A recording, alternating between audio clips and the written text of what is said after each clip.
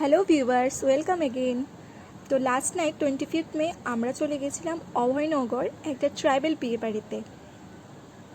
তো সেখানে গিয়ে ঘুরতে ঘুরতে ভাবলাম যে না যাই, প্রথমে গিয়ে ব্রাইডের সাথে দেখা করি।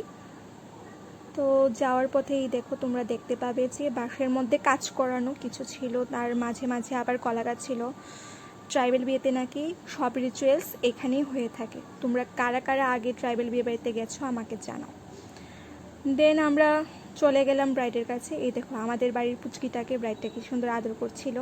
তারপর ব্রাইডের সাথে কিছু কথাবার্তা হলো, বললাম সবাই মিলে।